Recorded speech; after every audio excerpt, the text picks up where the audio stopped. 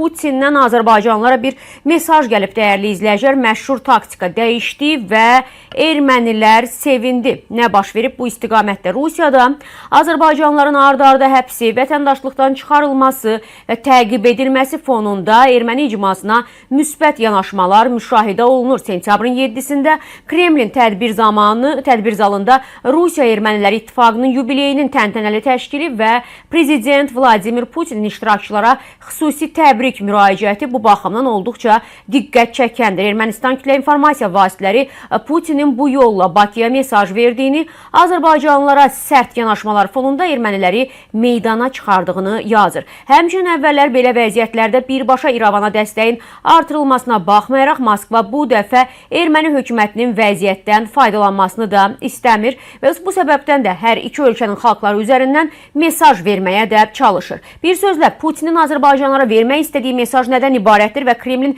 erməni planı nə ilə nəticələnəcək? Bu barədə siyasi şərhçi Əli Mustafa deyirik biz, Qlobal Infoya açıqlamasında bildirib ki, Rusiyadakı Azərbaycanlara münasibət bir cür, Azərbaycan hökumətinə münasibət isə başqa cürdür. O baxımdan da fərqi ayırmaq vacibdir. Hazırda Rusiyanın Azərbaycan hökumətinə təzyiqləri müşahidə olunur, amma bu sıravi Azərbaycanlara yönələn münasibətdən tam şəkildə fərqlidir. Çünki məsələ yalnız siyasi səbəblərlə bağlı deyil. Eyni münasibəti məsələn Türkiyədən gələn türklərə və ya digər bölgələrdən gələn müsəlman xalqlarına qarşı müşahidə etmirik. Ümumilikdə isə maraqlıdır ki, Rusiyada istər Qafqazda, istərsə də Türkiyədən gələn türklərə qarşı müəyyən risklər mövcuddur. Bunun kökündə isə daha dərin strateji səbəblər dayanır. Eyni zamanda Rusların tarixən ermənilərlə yaxın münasibətləri var və burada həm dini, həm də siyasi maraqlar ciddi şəkildə rol oynayır. Moskvanın İrəvanda dəstəklədiyi qüvvələr isə hazırda zəiflik və nəticədə də yeni bir vəziyyət yaranıb, deyir Əli Mustafa.